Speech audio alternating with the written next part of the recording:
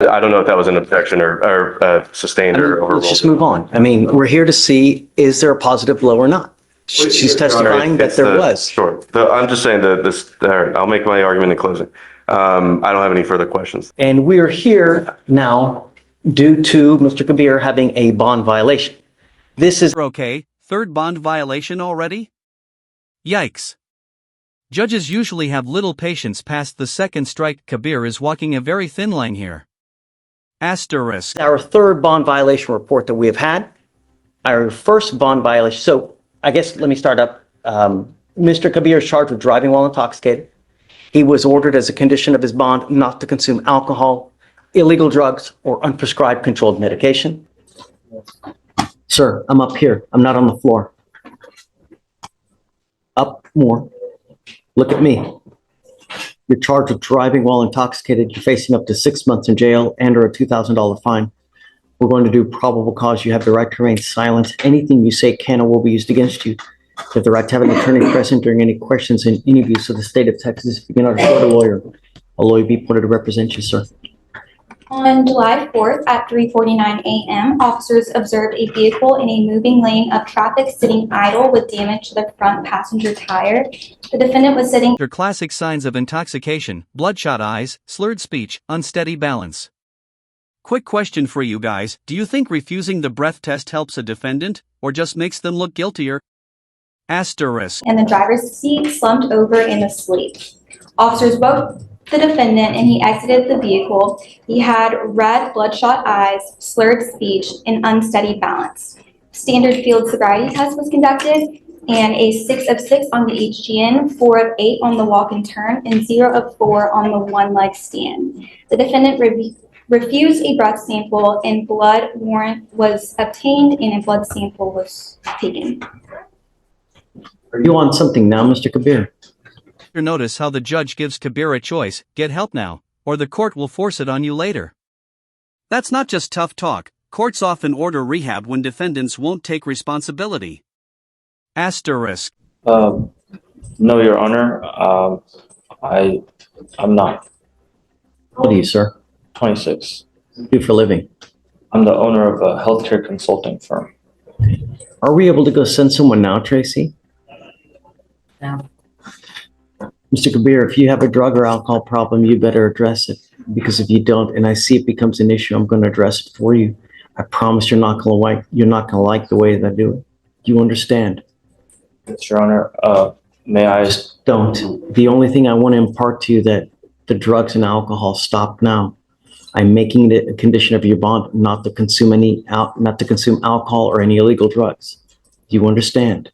Yes, Your Honor. I'm going to randomly test you. If I find that you're consuming, I will revoke your bond and put you in jail. If it becomes a repeated issue, I will put you in a rehab facility. I don't want to have to do that. My only concern is public safety. Do not drive if you don't have a license, and don't consume anything. Do you have a Texas driver license? Do you have valid liability insurance? Boom, the curfew and GPS monitor. This is where things get serious. Imagine being tracked every time you step outside. Would you rather take jail time or live under 24/7 digital surveillance? Asterisk. Okay, we're going to reset your case to give you time to hire a lawyer. There is a prior DWI from June of this year in Navarro County. Okay, I'm ordering you now not to drive any vehicle that's not equipped with an ignition interlock. Are you currently on probation or parole or any kind of, for a DWI now? No. What's the status of that DWI? Do you have an open DWI right now? No. Okay, I'm now going to put a condition on your bond that you're not allowed to be out past 9 p.m. to 6 a.m. I'm going to put a GPS monitor on you so I know that you're not out in the middle of the night. Unfortunately, because of the hurricane, we're not allowed to have people tested right now and I think that you're on something now, Mr. Kabir. I have bipolar and schizoaffective disorder. I have bipolar and... Then alcohol is not helping the issue, Mr. Kabir. It's only going to exacerbate anything. No more. Do you understand? Your Honor, at this Okay. time, I'm not on any substances. I take multiple medications for my mental health issues, but I'm not on any unlawful or illegal substances. I'm only on prescribed medications. Okay, no more alcohol. Do you understand? Yes. No smoking marijuana. If I test you for marijuana, are you going to test positive? Okay, don't. So, GPS with a 9 p.m. curfew for now, until we know that he's not out and about in the middle of the night. I'm going to have you now go to the jury. We're going to have you sign a reset. After that, I will have you take your seat in the jury box, and then we'll be back with you shortly, Mr. Kabir.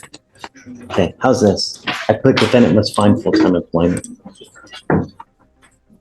Why are you trying to leave? Sir, I was not trying to leave. I just need to use the restroom, so I wanted to request and ask the officer. I didn't want to disturb you while you were in the middle of session. Don't disturb me, and you just can't walk out. You have to ask for permission. When you walk out, we issue warrants.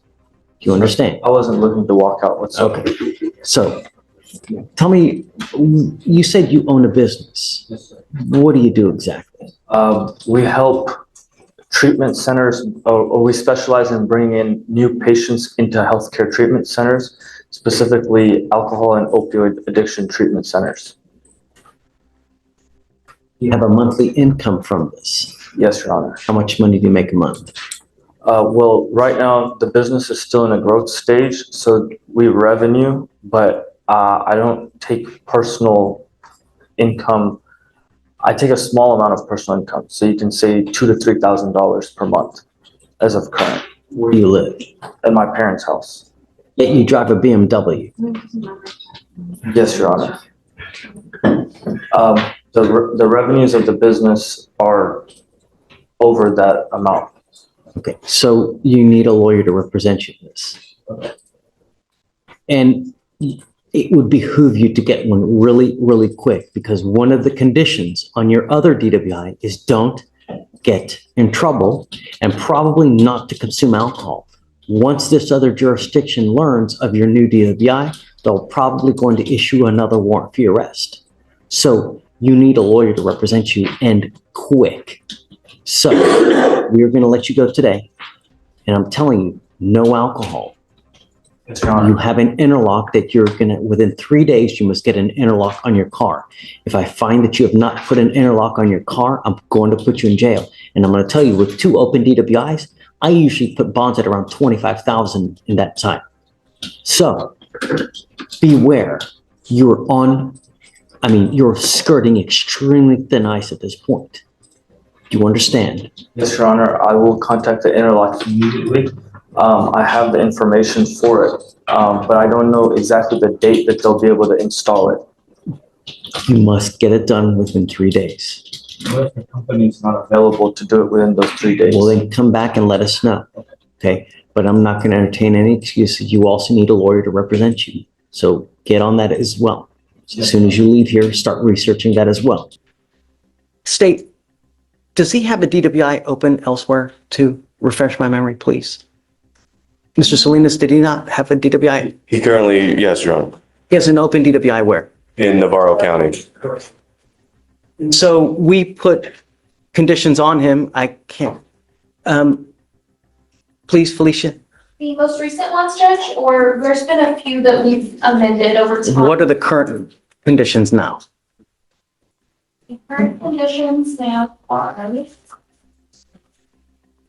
appear in court every time the case is set on docket, no new law violations, install a IID device in the vehicle, no driving without permission of the court, no drugs, no alcohol, plan to obtain a scram device, and to submit to drug and alcohol testing at the court's discretion. And here's the kicker, the scram device. Think of it like an ankle bracelet with a built-in breathalyzer. One little beep and your night out can land you straight back in jail. Asterisk. A curfew as well? No, Judge. He originally had a curfew, Your Honor, but because there were no issues with that, we had it removed. Okay. Yes. And so now our first bond violation report that we had was September 23rd, 2024. And in that one, he had been in lockout. for failure, I guess, to pay, I don't know, which is weird because we normally always pay for all of them. A second bond violation report was filed January 6th, 2025.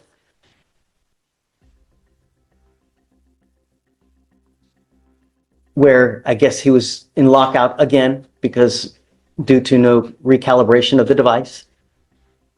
And we now, February 4th, 2025, have a third bond violation. And in this violation, the defendant was ordered to obtain a Scram device and to refrain from alcohol consumption and not tampering with the device. The defendant's Scram device has reported one consumption event that occurred on January 16th of 2025 at 11:55 p.m.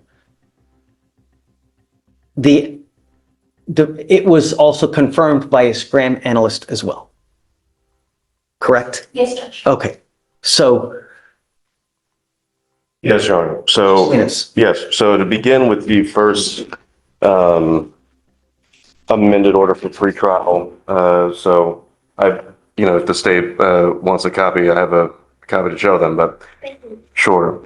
So, Your Honor, just going to the very first order, as Your Honor just noted, usually agency fees are waived for that. However, the box on that for saying that the fees are waived, I believe were not checked on that. Further, Your Honor, the main purpose here for your determination of giving someone bond in the first place is to establish that they come back to court. So are they a flight risk? And then also, are they a danger to the community? Now, Your Honor, if an interlock device is in lockout on a vehicle, it doesn't start. No one's driving that vehicle specifically. There's no way that they can. I can call a witness to testify that, but I know that you But that doesn't are aware of excuse you that. from violating the conditions. Your Honor, Are you justifying that because of that you can just? No, Your Honor, I'm trying to contextualize this because we've been here two prior settings before. I know you've concerned greatly about the number that it's at number 3 now. I'm trying to establish that the first and second, there was no indication of alcohol consumption or drug use during that time. It wasn't working. How are we supposed to know? And Your Honor, one of the two main points of determining what kind of bond, both the conditions and amount are, will they return to court and community safety? Here, my client who's being accused of DWI wasn't driving that vehicle. So it was impossible for him to be driving that vehicle, Your Honor. So I ask you to take that into account as far as public safety goes. As far as this latest bond violation, it's the state's burden to prove that my client violated his bond. All we have right now is a report by Scram, but no one is here to testify on behalf of. We can call that, Your Honor, but Yeah. sure. Judge, I spoke with the defense counsel today and he said that he was not requesting to have anybody come here to testify to the Scram device. We have Felicia that can be called up as a witness to testify as to what happened with and whether he tested positive or not, whether he's consuming alcohol. It's also the state's burden to prove that he did So? that. So that's, yeah. Please. Yes, Your Honor, we would call pretrial services, Ms. Felicia Charles. Okay, ma'am, would you please come up, raise your right hand? Do you solemnly swear to tell the truth, the whole truth, and nothing but the truth, so help you God? Yes. Okay, So you have first amended order and then second, third amended pretrial supervisions and then the board. So referencing the fourth amended order for pretrial supervision and bond conditions, I'm showing you, do you recognize this? Yes. Can you tell us what this is and what are the conditions that are checked? These are, Sorry, could you repeat what you just said? sorry, I said I don't know if she needs that. It was an extra paper. Okay. I just want it on the record. Sorry. Thank you. That's all right. Yes, these are pretrial bond conditions, and these are listed as appear in court every time the case is set on docket unless the judge waives appearance.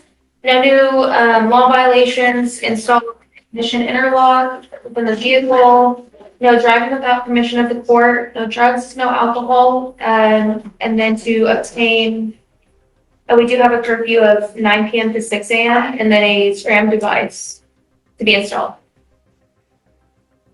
And, so what we're showing you is what's been marked as State's Exhibit 1, and we'll tender this to defense for any objections. No objections. Be admitted as one.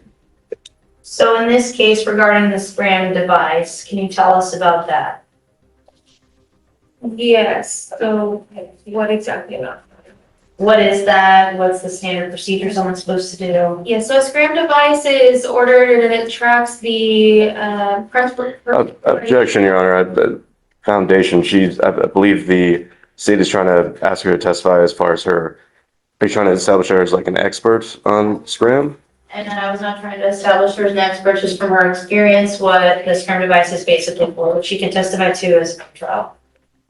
I'd ask that the court consider that as, that testimony as a layperson, not as for the purposes of establishing expertise. So I want to know whether there is a violation for alcohol consumption. So, what day do we have any kind of hot blows? What's the amount? Do you have anything of that nature? Yes, so the report should have been provided to the bond violation email as well of the graph. And I'm showing her now what's marked as State's. For the exact amounts and everything, I would need to look at the report that was provided in the email. Okay, please. Have the graphs been printed, State? Or she's just referring? Yeah, just so we can all agree on what she's referring to. And now I'm showing you what we marked as State's Exhibit 6. Can you please tell us what this is? So this is a scram report sent back to us whenever the device information and data is pulled.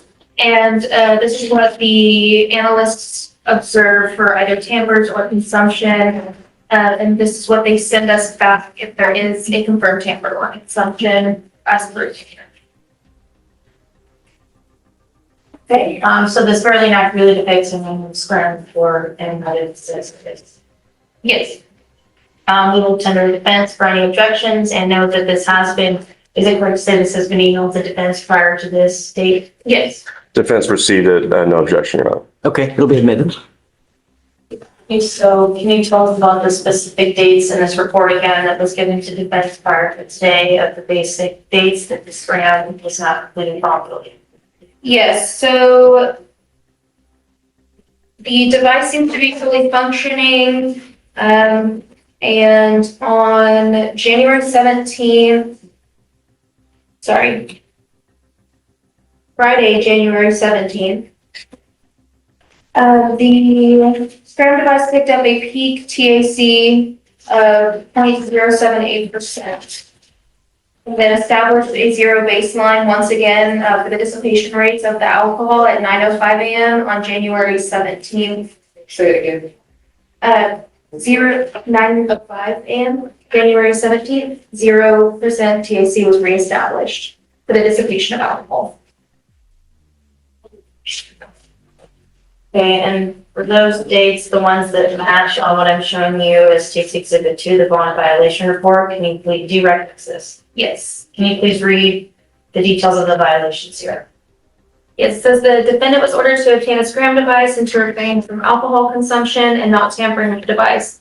The defendant's scram device has reported one consumption event. The confirmed alcohol consumption occurred on January 16th, 2025 at 11:55 p.m. This information was received on 1/17/2025 and confirmed by a scram analyst. Thank you. We pass the witness. Okay. All right. Good morning. I just want to, if you could turn to, I believe it was the State's Exhibit 3, I think, for the Scram non-compliance report, the cover page. Do you see that? Yeah, what she has right there. Oh, is it 6? Okay. Would you stay, since you're close, would you give that to her? Thank you. So just looking at the cover page there, can you read who the agent is on this report? Justice Turner. Are you Justice Turner? No. Have you consulted with Ms. Turner about this report? Through the emails, yes, for the bond violation report and the, What exactly did those conversations include? the entire.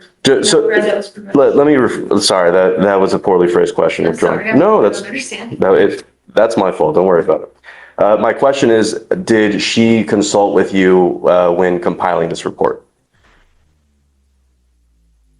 Would you be more specific? Did you help in the assembly of this report? No, Okay. Have you ever assisted or aided in the assembly of a SCRAM systems non-compliance report? no, no one. No, no one in the department does. Okay. And do you have any sort of, have you ever worked for SCRAM systems? No, Have you ever had any special training in SCRAM systems? yes.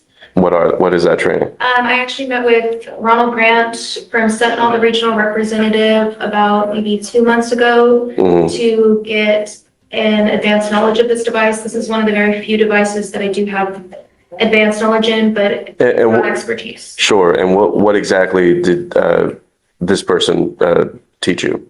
We went Briefly. through how to read the graph, kind of how to establish consumption versus a tamper, Mhm. environmental factors versus consumption, et cetera. Okay.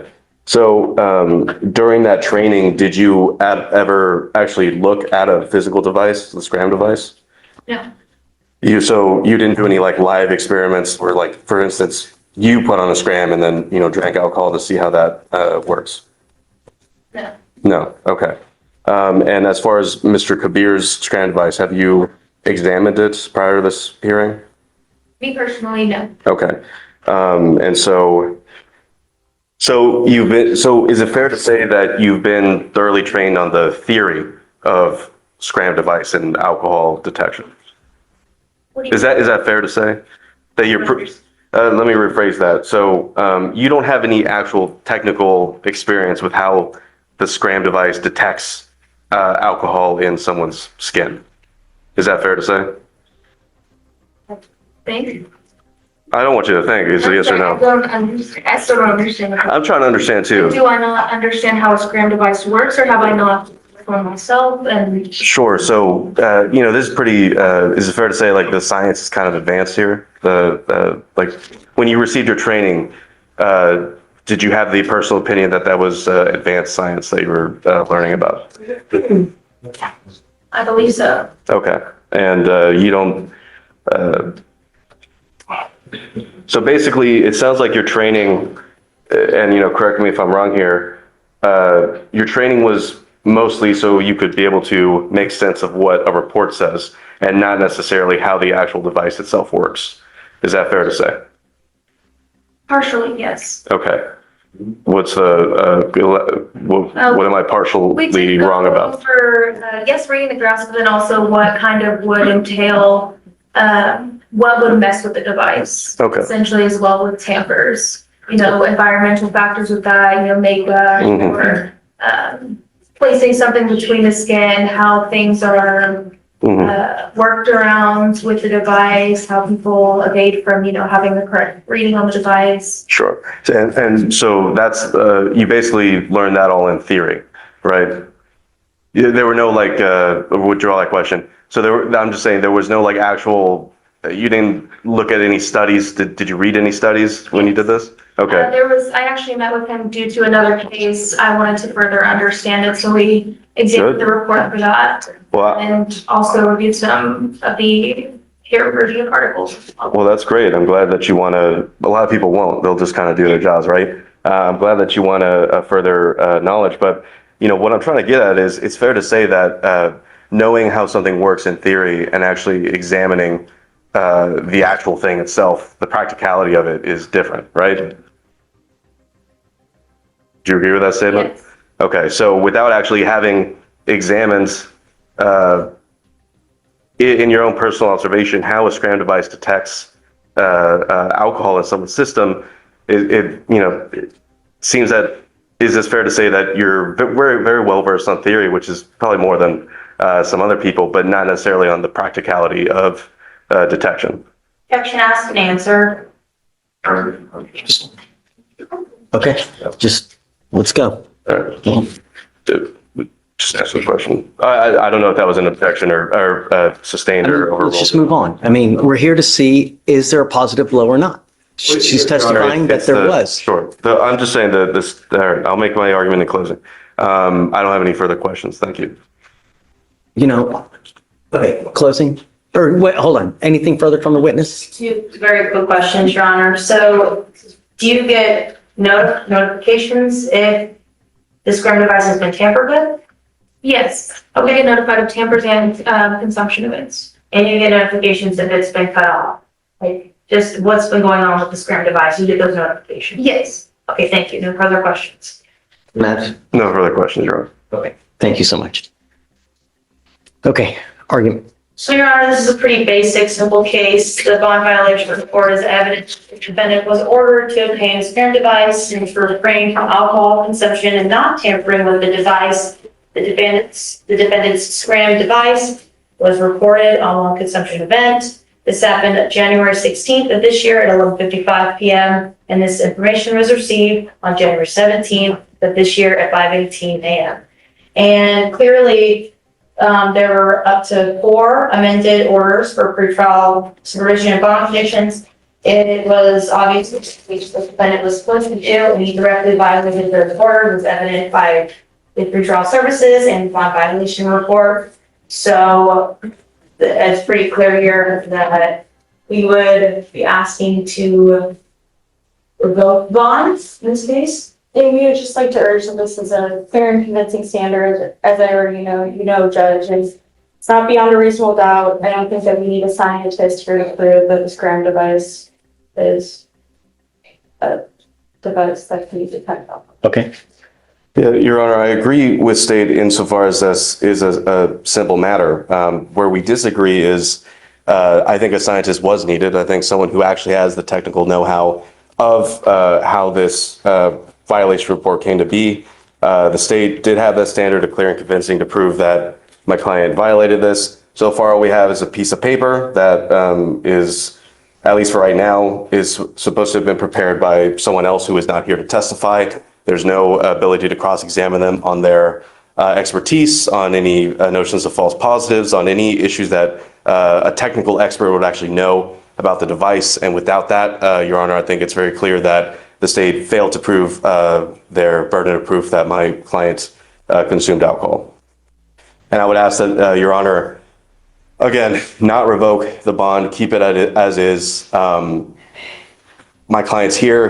There hasn't been any warrants for his arrest issued since he's been coming to this court. And in the allegations itself of the underlying offense, there is no allegations of injuries or accident to persons. So again, just taking into account that you need to take into consideration flight risk and safety of the community. Nothing that's been established here in this hearing or outside of this hearing should lead the court to believe that my client is a flight risk or. There it is, the bond revoked. After 3 violations and even a positive THC test, the judge finally lowers the hammer. Audience poll, do you think Kabir deserved another chance, or was this the only fair outcome? Asterisk. Danger to the community. And with that, I'd ask that you not revoke the bond, Your Honor. And Judge, these devices are used. Say it again. These devices are used all the time. Well, their use all the time is Just so- irrelevant to needing an expert to testify on that. Absolutely. I absolutely appreciate your tenacity. I have done everything in my power not to revoke his bond. He is on bond for a DWI in another county. He picked up a DWI here. He's had not one violation. On the first violation, I didn't take him in. He had a second violation. I didn't take him in. Now he has a third violation. It would be unreasonable for me not to. I told you that there was no tolerance in this case. You yet refuse to comply with bond conditions. I find by clear and convincing evidence that you refuse to comply with bond conditions, and I have bent over backwards not to put you into custody. But now we have a positive blow. We have someone who has testified to it, and I believe it. So I am now revoking your bond. he goes with you. We have the positive THC or stuff. He had a positive THC, right? Yeah, As well? that we sent him earlier this week. He also tested positive for THC. marijuana as well. Well, Your Honor, Here this week. that wasn't, are we still on the record then on that? Okay. Well, I would also want someone to come testify about that, Your Honor, but you know, that I'll make, I know, but I know you already made your ruling, but I was ready to testify on that because they don't have anything on chain of custody on the test itself on whether it tests cannabinoids, which Delta 8, hemp. There are a bunch of things that are THC related that could pop positive for THC that aren't THC. Regardless, we admonish him not to put anything in his body that doesn't have any delta whatever. Regardless, it's number 3, goes with you. Off the record.